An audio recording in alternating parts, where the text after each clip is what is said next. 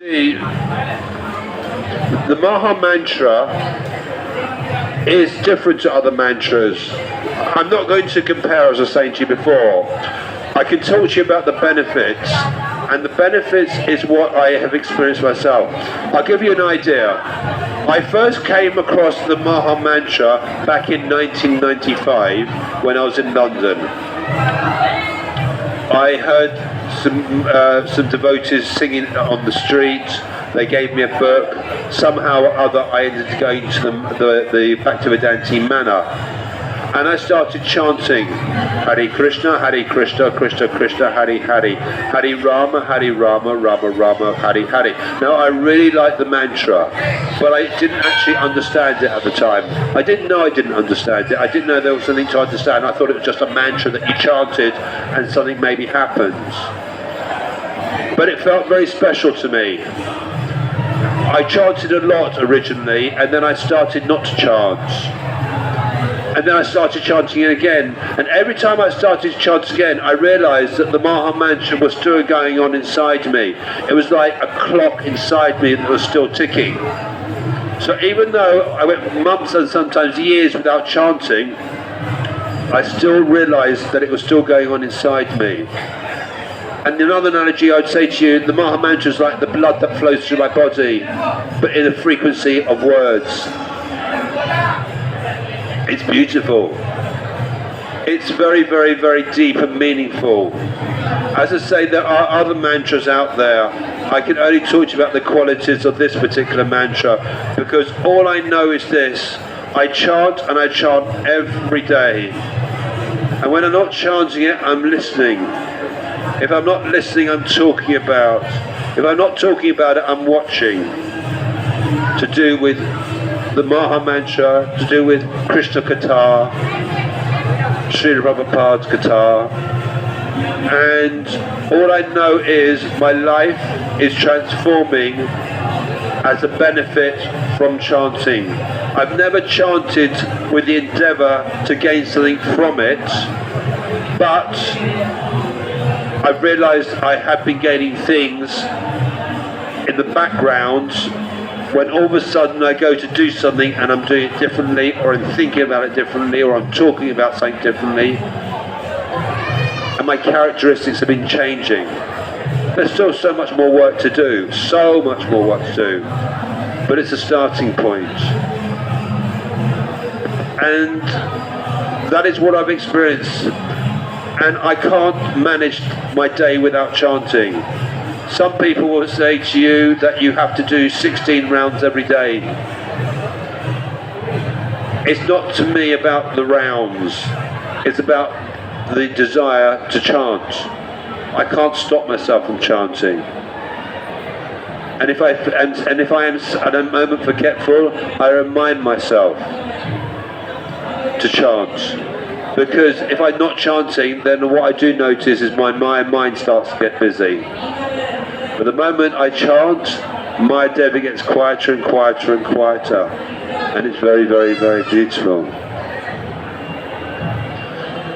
I recently went to Mayapur in May this year for the first time. I went to the Holy Dham.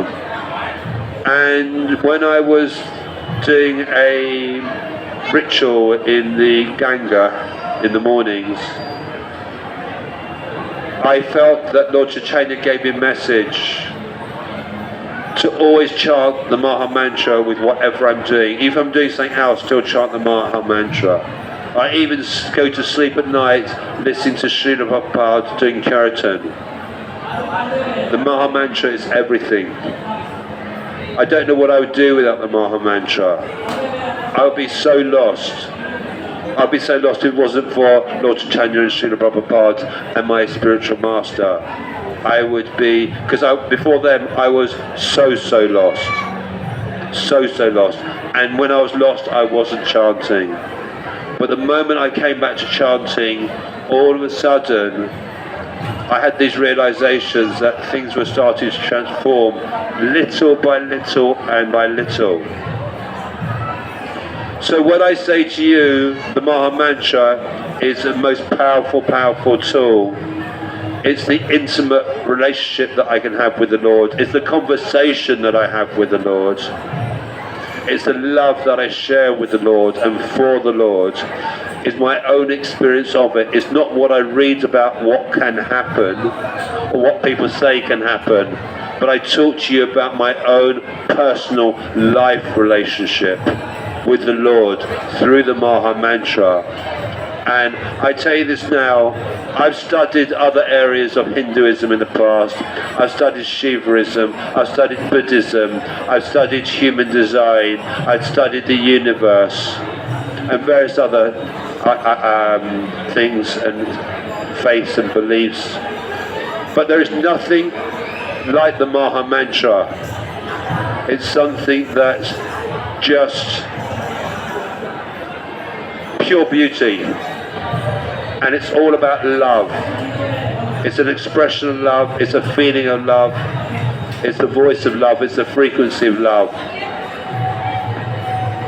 And to me, I would be very, very lost, and I'd be a fool never to chant again, because I stopped chanting, and that's where I went through lots and lots of problems in my life.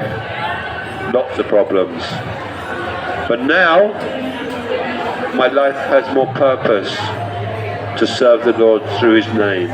We're in Kali Yuga. It is the only way to serve the Lord, through His name.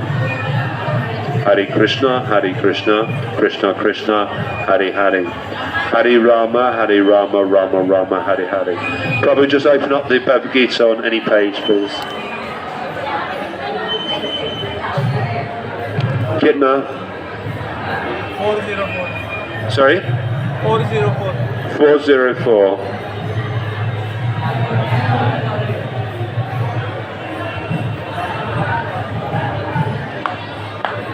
So in chapter 9, the most confidential knowledge. Beautiful. 404 is about 9.7.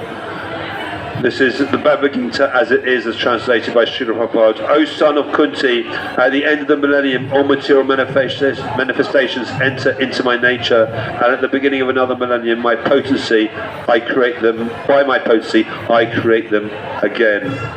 You see, everything in life gets annihilated. Everything. But what doesn't get annihilated is what we feel from chanting the Lord. All our books, all our malas, everything gets annihilated when we leave this body. But with us, we take the Mahāmantra, and it's beautiful. It's so, so beautiful. And this is why it's so important. And this is why this verse is important. It's reminding us that it's eternal. The Mahāmantra is eternal, because the Mahāmantra is the Lord Himself. Just like this book is the Lord Himself. And by chanting the Lord's name, it is the eternal aspect of the Lord, which is so, so beautiful. It's so transcendental. And it's in response to the question that you asked before, which is even more beautiful. And this is how the Lord works, through His mercy, through His Krishna Kripa and Krishna Prem. Hare Krishna.